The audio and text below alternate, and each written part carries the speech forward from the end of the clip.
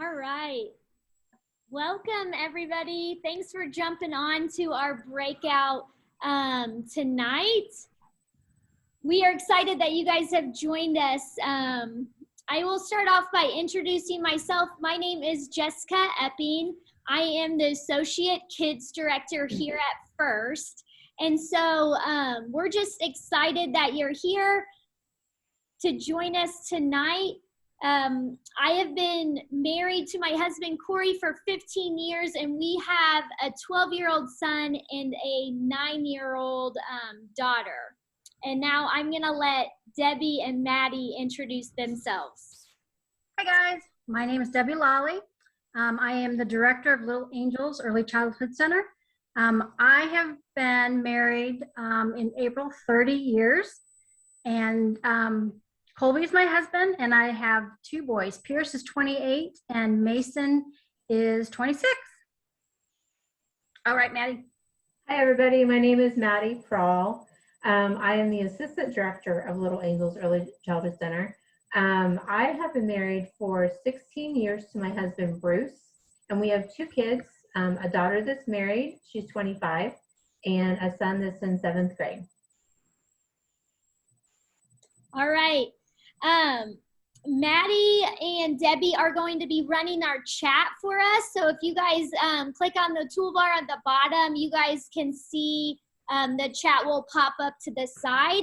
And so throughout our evening tonight, if you guys have questions, just jump on that chat and ask them, and they will kind of jump in and we'll get those answered for you tonight.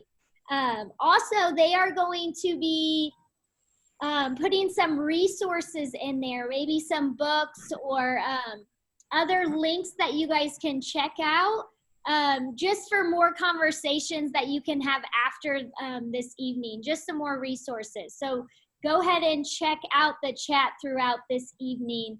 There'll be some good information. But guys, thank you for just joining us tonight. I just want to tell you that I am in no way a expert on sexual integrity. And so, but I do know as a parent that this is such an important thing, and that we have the privilege and opportunity as we teach our preschoolers, that we get to set the foundation for our kids and for conversations to go deeper at the next phases that will come. And so this is probably, if you think about it, this is the most simple phase, the preschool phase. And so, which is good. And that should give you a bit of relief that this is the simple phase. And it'll only get deeper conversations later, but this will just help you for those later. And so tonight, I just want to tell you there's 3 reasons why we want to talk to our preschool about sex, because you're thinking, oh my gosh, what does this have to do with our preschooler? We're going to be talking about sex with our preschoolers. So there's 3 reasons why. Okay, so the first one is, like I was talking about, we want to start having the conversation now so that we can go deeper with the conversation later. We want to normalize the conversation. We want to be able to say penis and vagina with our kids now so that it gets the weirdness out of the way.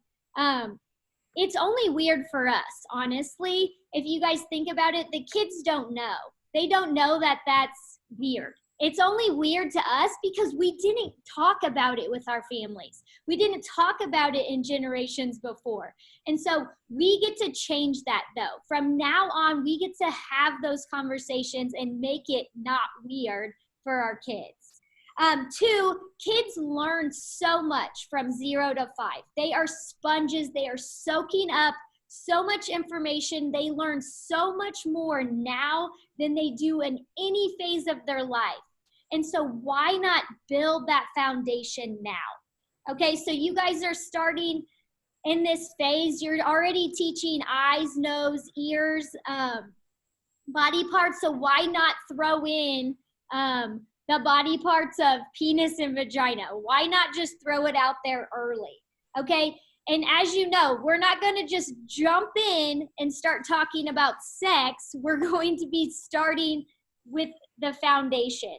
You guys know, as development of preschool age, you guys, our babies don't just come out and start running, okay? They roll over, they sit up, or they crawl, and then they sit up, and then they pull up, and then they're walking, and then they're running.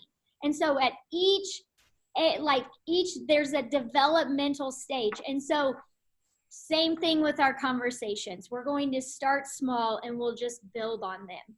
Okay, 3, we want to be proactive and not reactive. Okay, so we're going to start the conversation now so that we don't react later when our kids like saying the words penis and vagina and you're like, oh my gosh, we don't talk like that. We don't want them to think that those words are bad. We want them to know that God created us, God created every part of us, and even the words are not bad, okay? All right, so throughout the night, we want to give you 4 ways to just talk with your kiddos, okay? 4 ways to talk to your preschooler about sex. So the first specific way that we're going to talk about sex is using the anatomically correct names. Like I just said, every parent, you guys do this. You guys play the game, you turn it into a game and you say eyes, where's your ears, where's your nose, where's your mouth? And for some reason, we skip our private parts.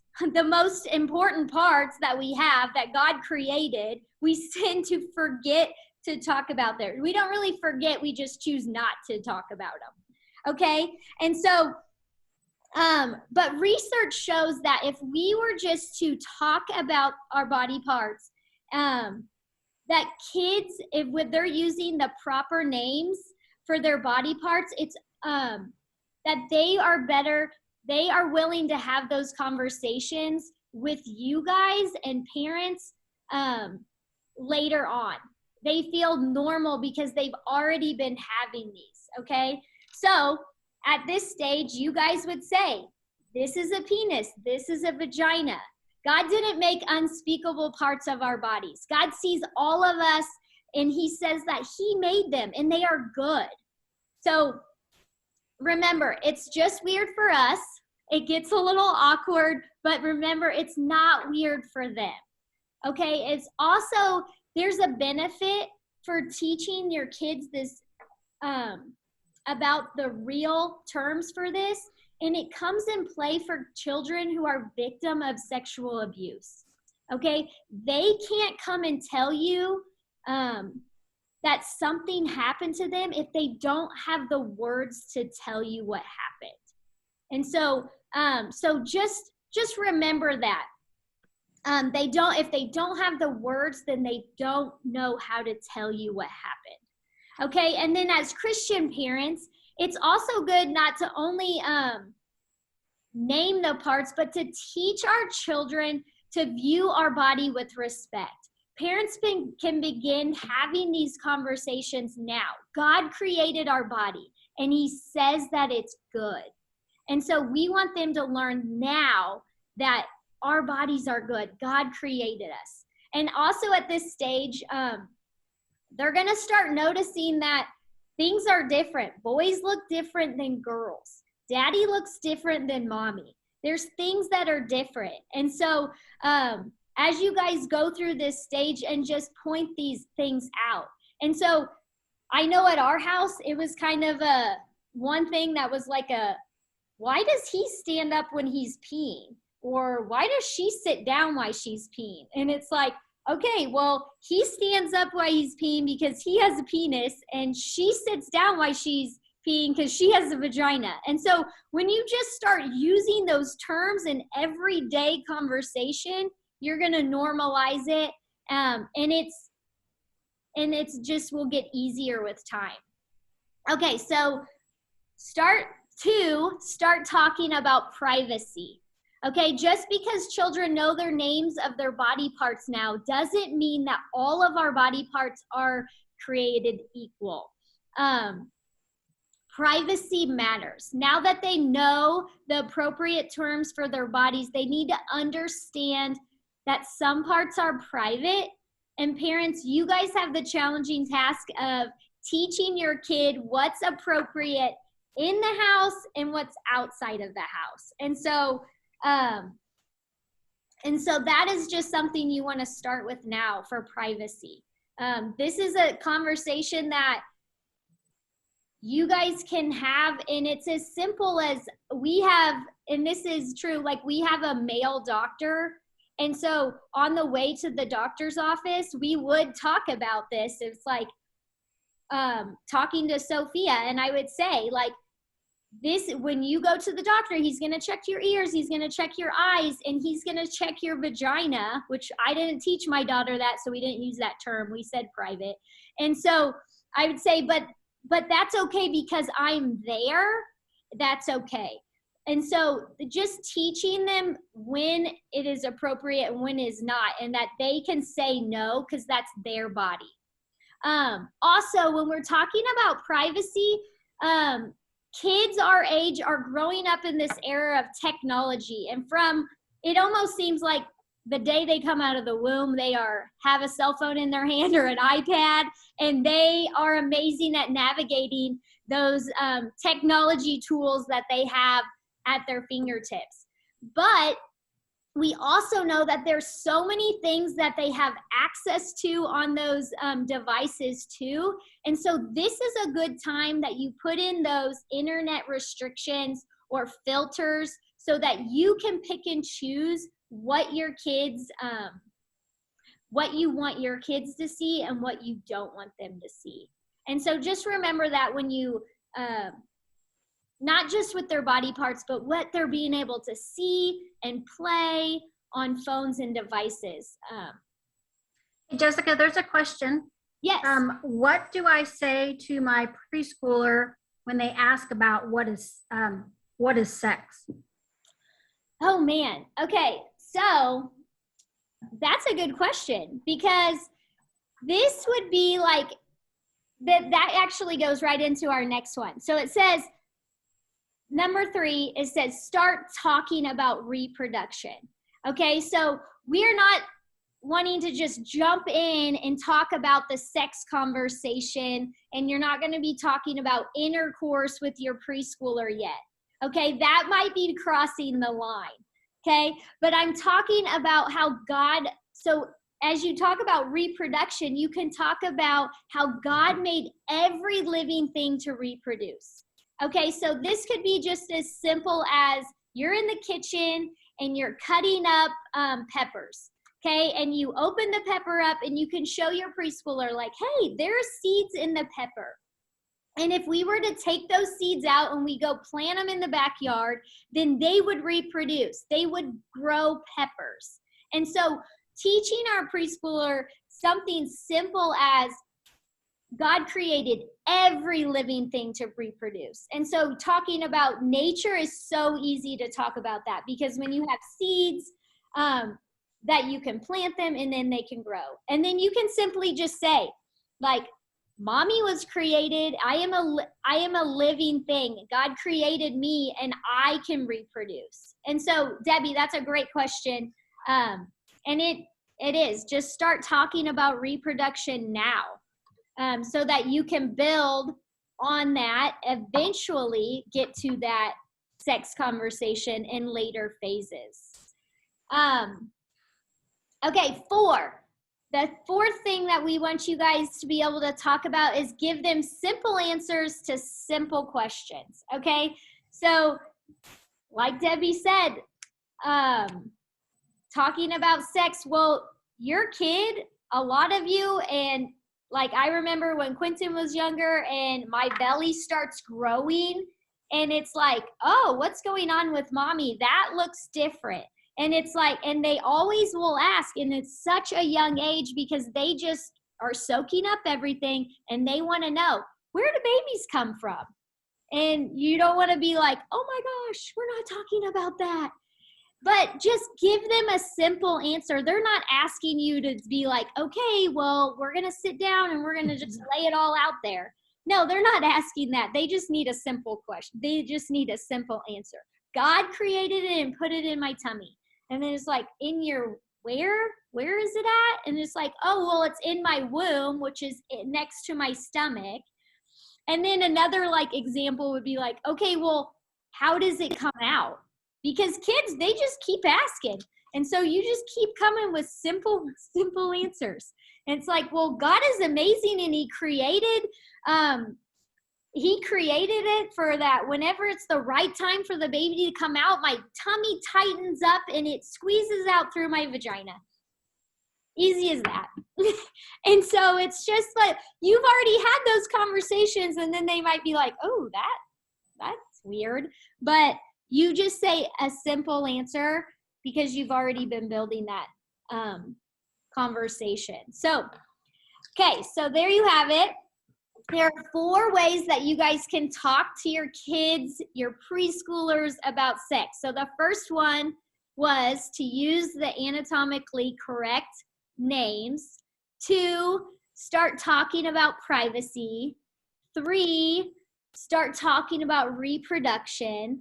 And 4, give them simple answers to simple questions. Okay, parents, we know that we all need to have these conversations about sex. We know that we are the greatest influence our kids have. And so we want to be the ones that get to have these conversations with our kids. And as parents, we all desire for our kids to have healthy relationships, okay? And sometimes it's hard to know where to start and where to to have a plan at all. And so what we're just telling you tonight is to start simple. Because even like Rob said earlier, our kids have challenges and temptations and pressures that we have never seen before. And so why not start in our homes? Why not have our kids want to run to mommy and daddy for answers instead of, when they're older, run to friends or the internet? Let them come to us where we can speak truth to them. Okay? And so, parents, if you guys have not started, because like I said, I will be honest, like I was talking to Sophia and I did not teach her the correct terms, penis and vagina. And we were talking about the other day and she was like, oh, well, you're privates. And I was like, you know the correct terms, right? And she was like, no. And I'm like, oh man, I totally missed the boat on that. And so don't beat yourself up if you have middle schoolers or whatever, elementary kids. Don't worry about it. You can start at every phase, but go ahead and start those conversations now, okay? It's never too late to start talking to your preschooler or any of your kids about their bodies. Okay, so parents, start having those critical conversations. Probably not tonight, but start having them tomorrow. And just thank you for leaning in. Thank you for taking time out of your evening, late tonight when you could be getting more rest, because this phase is tiring and exhausting. But guys, just thank you for allowing us to just partner with you. Thank you for leaning in and allowing us to give you some simple tools and simple resources to help you through, to help you navigate this parenting journey that you're on. So don't forget that if you have an older kiddo, elementary, middle school, high school, you don't have to miss out on those breakouts. You guys have a chance to watch those. Tomorrow they'll be available. So get on our website, fbcbluesprings.org, and you guys will be able to check those out. So yes, don't miss out on those. Is there, I think we'll check out, is there any other questions that we could hit tonight, or you guys? If you guys have a question, you guys can type that in the chat. Hey, Jessica, I did put some resources over in our chat area. Okay. So as you were going through all your points, there are clickable links for books and things that would be totally appropriate for all of our preschoolers. Okay, perfect. Yes. And I think some of those are even will take you straight to Amazon. You can purchase it right away. So, so yes, parents, check out those tools.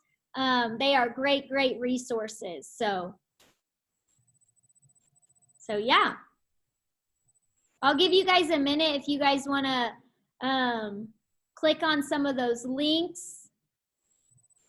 And then I'll just remind you that you guys can check out the other breakouts, which are good. And even if you don't have an elementary student, kiddo yet, or middle school or high school, it might be good just to jump on just so that you can see what your conversations are going to be leading to. And so what to look forward to into the next phases. Because I think we get off pretty easy on this phase. Yeah. Yeah.